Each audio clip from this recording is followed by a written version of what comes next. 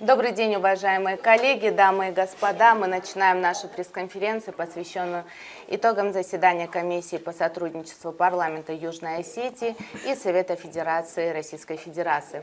И у нас в студии ключевые участники с обеих сторон. Разрешите представить вам наших гостей. Александр Михайлович Плиев, председатель парламентского комитета по социальной политике и здравоохранению. Спартак Вадимович Томаев, председатель парламентского комитета по бюджету и налогам, и Слан Гурамович Гагев, председатель парламентского комитета по обороне и безопасности. И на связи с нами Виталий Викторович Назаренко, член комитета Совета Федерации по федеративному устройству, региональной политике, местному самоуправлению и делам Севера, член комиссии от российской стороны. И у нас есть ряд вопросов, которые волнуют общественность. И давайте начнем с общего итога. Первый мой вопрос, Виталий Викторович, я вам адресую. Недавнее заседание комиссии назвали продуктивным. В СМИ сообщили, что из 11 вопросов 3 закрыты. Вот какие закрытые вопросы вы считаете наиболее значимыми? Добрый день, дорогие друзья. Хочу отдельно поприветствовать южно-осетинскую делегацию. Да, недавно прошло заседание комиссии по сотрудничеству, и, как вы сказали, была решена часть вопросов. Конечно, самый главный вопрос, который был решен, и который на протяжении, я скажу, долгих лет поднимался, это вопрос о ратификации договора о сотрудничестве и интеграции. Наконец-таки решен вопрос о получении гражданства в упрощенном порядке. На мой взгляд, это самый важный вопрос, который был решен, потому что южно-осетинская сторона на каждом заседании поднимала этот вопрос. Это был очень такой ожидаемый со стороны и граждан Южной Осетии вопрос о получении упрощенного гражданства. Наконец-таки он решен.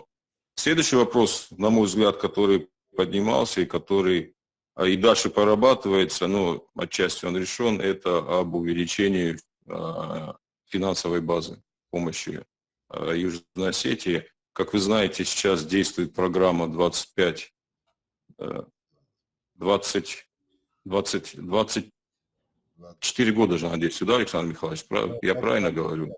В 2025 году она заканчивается, 31 декабря эта программа государственного социально-экономического развития Южной Осетии заканчивается, и Южной Осетии разработана новая программа, государственная программа социально-экономического развития до 30 года 26-30.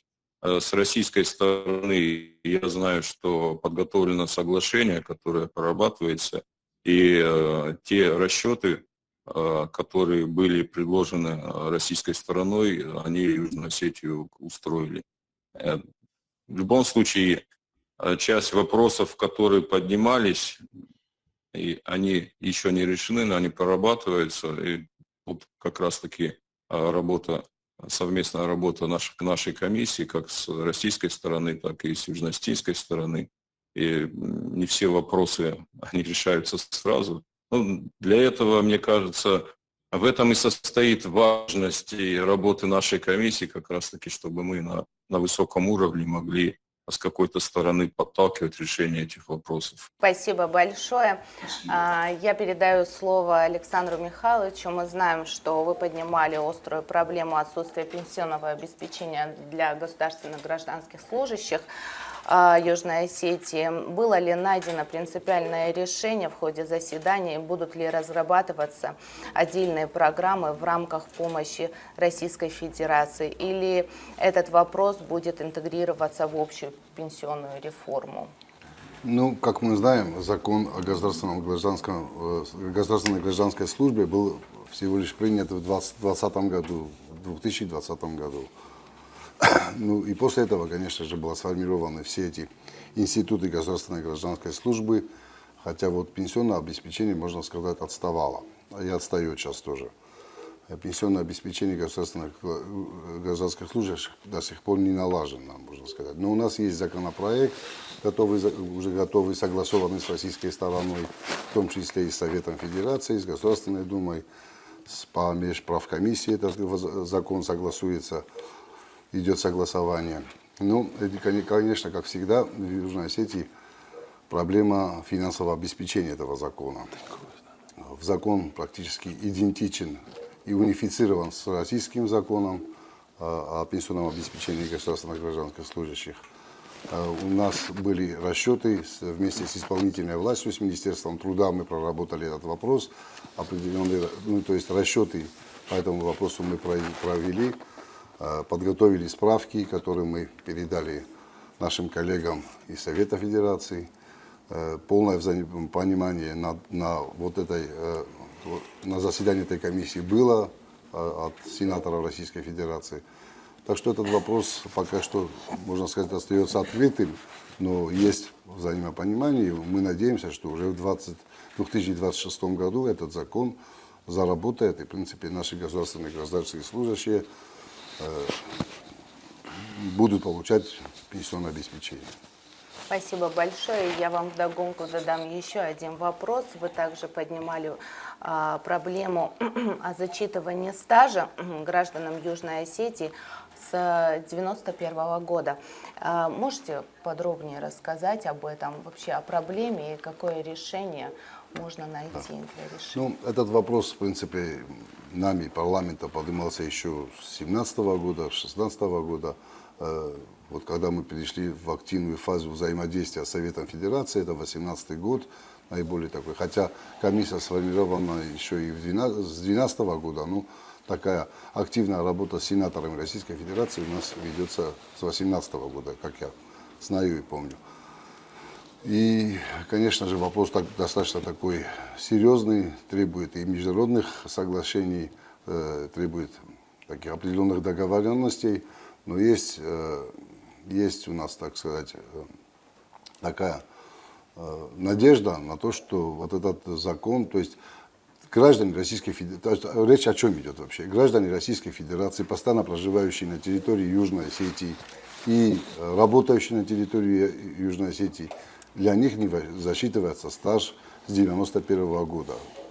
И это достаточно социальный вопрос, можно сказать, потому что они так или иначе являются гражданами Российской Федерации. Но у нас такая надежда появилась, что в последнее время идут активные соглашения России со странами СНГ, это подписаны определенные международные соглашения со странами СНГ, где вот этот стаж засчитывается в российской, то есть взаимозасчитывается стаж, если там гражданин проработал в другом государстве и при переезде в Российскую Федерацию у него засчитывается стаж, который он наработал в сопредельном государстве. Такого соглашения практически с Южной Осетией у нас, к сожалению, не было, хотя это соглашение, можно сказать, со странами СНГ есть. Вот одно направление, которое мы предложили, то есть подписать международный договор. И второе направление, недавно, вот в 2024 году, Государственная Дума, а потом уже Советом Федерации принят закон, федеральный закон 455, где стаж, наработанный на Украине для граждан Российской Федерации, которые проработали на Украине с 1991 года до 1922 года, когда вот эти территории зашли в Российскую Федерацию. Вот для них тоже вот этот стаж засчитывается в Российской Федерации. То есть вот та надежда, те прецеденты, которые появились по международным договорам и по федеральному закону, так можно сказать, дает нам надежду на то, что вот такой же договор или такой же федеральный закон будет принят, и граждане, которые проработали стаж, граждане Российской Федерации наработали в Южной Осетии, они будут получать, то есть их стаж будет засчитываться в Российской Федерации. Это важно с одной стороны, потому что граждане проработали, можно сказать, уже 35 лет, нашей республике 35 лет, и эти граждане, которые отдали в том числе и бюджетники, в том числе, например, и учителя, медработники, все работники всей социальной сферы, граждане России, они остаются практически без пенсионного обеспечения. Я думаю, что полное понимание, вот сейчас на последнем заседании было, потому что на последнем заседании комиссии присутствовали и представители комитета по социальной политике, которые прекрасно разбираются в этих вопросах. И вот это взаимопонимание есть. Но там еще и другой нюанс есть, о чем я говорил. То есть граждане Российской Федерации. То есть у нас, как мы знаем, идет, конечно же, кадровый голод. И граждане Российской Федерации, которые живут, например, в России, и прекрасные специалисты, мы по каким-то, по причинам того, что у них не будет засчитываться стаж в Южной Осетии, они не едут к нам. То есть могу сказать по своей линии, врачи, которым, например, моим коллегам, которым я предлагаю, там, которые уже профессионалы по 15-20 лет, по 10-15 лет проработали в России, имеют прекрасные, так сказать, профессиональные навыки. Когда я им предлагаю там поработать в Южной Осетии, и узнав о том, что стаж у них будет прерываться и не будет засчитываться в Южной Осетии, они с неохотой, безусловно, едут к нам. Это не только врачи, это и ученые, это и педагогические работники, это и все, можно сказать, экономисты, то есть все сферы, в том числе и работники сельского хозяйства. То есть они как бы с неохотой едут, знают о том, что проработав в Южной Осетии, они теряют стаж Российской Федерации. И потом уже по выслуге или по старости они, то есть стаж у них не будет засчитываться. Это тоже достаточно важная для Южной Осетии тема. И я надеюсь, что с решением этого вопроса, я думаю, мы более смело можем приглашать уже российских специалистов, в том числе и наших соотечественников, которые работают в России, но по этой причине не хотят ехать в Южную Осетию. Спасибо большое. Я тогда вопрос адресую Виталию Викторовичу. Какая работа в законодательной сфере будет проводиться нашими российскими коллегами для реализации этих инициатив, о которых только что рассказал Александр Михайлович? Я хочу отметить, безусловно, эти вопросы очень важны, и понимание важности вопроса, оно есть с обеих сторон, и со стороны Российской Федерации. Как сказал Александр Михайлович, Минтруда России находится в тесном взаимодействии и тесно работает с Минтруда и социальной защиты Республики Южная Осетия. Там есть определенные, конечно, сложности, о которых проинформирована южно-осетинская сторона, и требуют дополнительной корректировки. Ну, как сказал Александр Михайлович, как раз наша работа в том и состоит, чтобы все эти трудности преодолеть и все-таки решить вопрос. И задача наших комиссий будет и дальше взять на контроль. Этот вопрос не раз поднимался, как сказал Александр Михайлович, да, вот я нахожусь в составе комиссии, если я не ошибаюсь, с 23 года, и практически на каждом заседании этот вопрос поднимался. Есть определенные сложности, требуются определенные корректировки и с южно-осетинской стороны, но я надеюсь, что этот вопрос будет решен. Что касается, какие еще законодательные решения будут приняты, сейчас тяжело сказать, потому что это вопрос принятия соглашений, в том числе соглашения о пенсионном обеспечении Южной Осетии. И тут работа, она ведется не только Советом Федерации, это и Минтруд, то есть это правительство, Министерство иностранных дел и так далее, и так далее. Это двусторонняя работа, и российская сторона в тесном взаимодействии работает со своей стороны, с правительством, и то же самое и с Южной Осетией получается.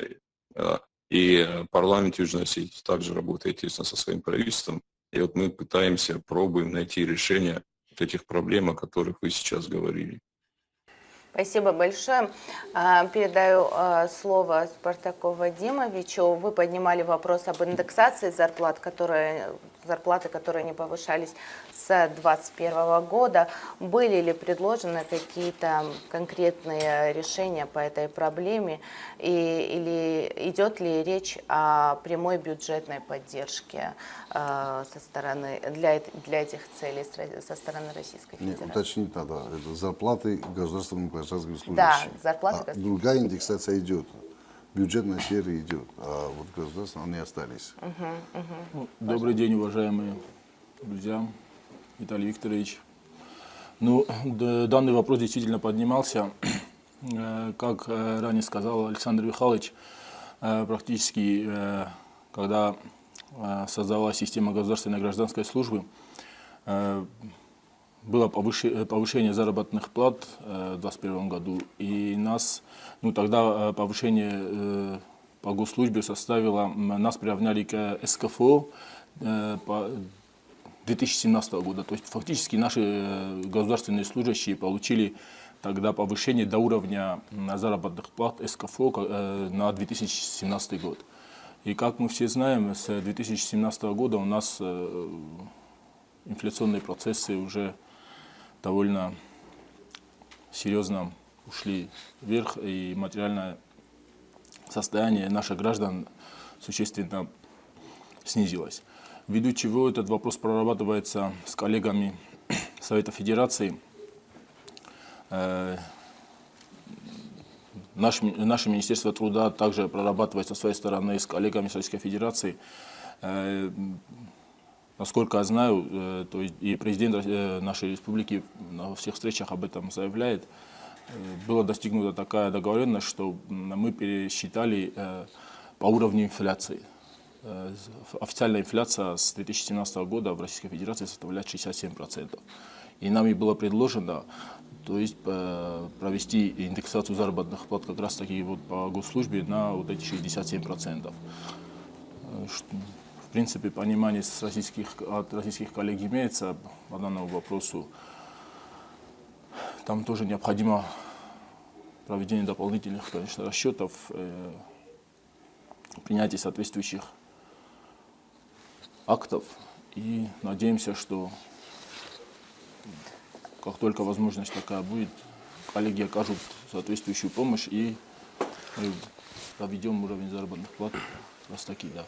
Спартак Вадимович, есть еще вопросы повышения зарплат для категории «Прочие». Можете подробнее раскрыть эту Да, тему? этот вопрос тоже поднимался ввиду того, что у нас вот эта категория граждан остается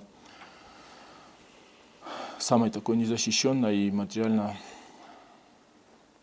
они больше всех ущемлены в плане того, что на сегодняшний момент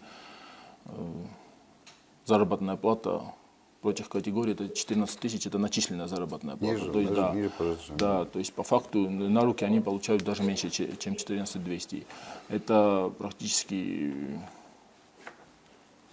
60% от прожиточного минимума. То есть на самом деле говорить о каком-то финансовом благополучии этих граждан даже не приходится. Поэтому этот вопрос, естественно, очень болезненный для нашего населения, и мы со своей стороны прорабатываем с коллегами данный вопрос. В этом вопросе тоже нашли понимание. Коллеги понимают, что необходимо улучшать состояние, материально-финансовое состояние данной категории граждан, поэтому идут сейчас совместная работа идет, прорабатываем данный вопрос. Также, то есть, как отметил Виталий Викторович, эти вопросы довольно серьезные, и, естественно, так быстро их не получается решить, но мы работаем над этим, надеемся, что в скором времени данный вопрос также будет решен в положительную сторону. Спасибо большое за ответ. И я передаю слово Виталию Викторовичу. Вы являетесь членом Комитета Совета Федерации по федеративному устройству и региональной политике. И вы уже не первый год состоите в комиссии по сотрудничеству. Как ваш профильный опыт помогает в решении конкретных вопросов, стоящих перед комиссией, таких как, например, гармонизация законодательства в социальной и экономической сферах? Я хочу прежде всего отметить, что в комитете, в котором я работаю, одно из основных направлений является это региональная политика и местное самоуправление. Так вот, многие вопросы, которые возникают в Южной Осетии, они свойственны и некоторым нашим субъектам. Я хочу отвернуться к прошлому вопросу о пенсионном обеспечении и повышении заработных плат некоторых категорий работников. Да, этот вопрос поднимался.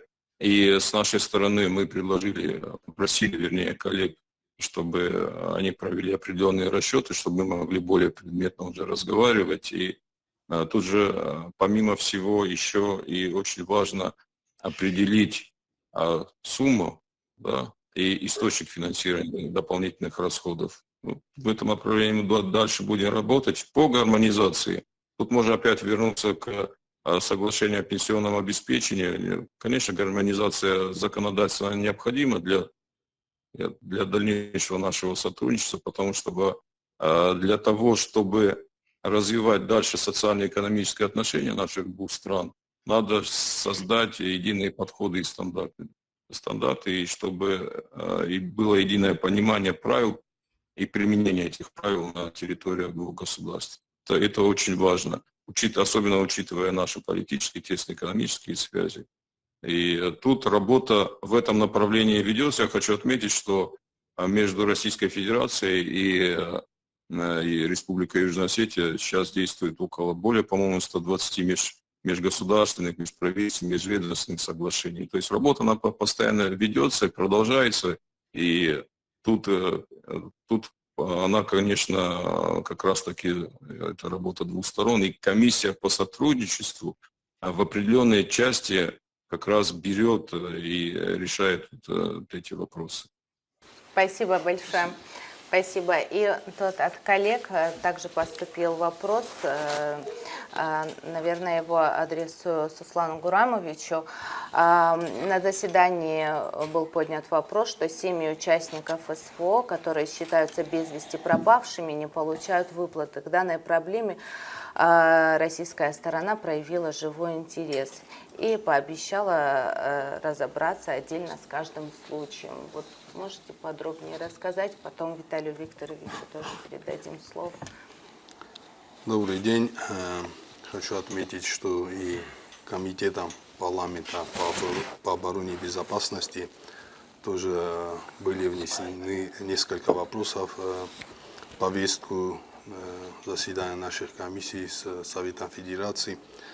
И один из вопросов был это содействие вопросу открытия информационного центра поддержки участников специальной военной операции.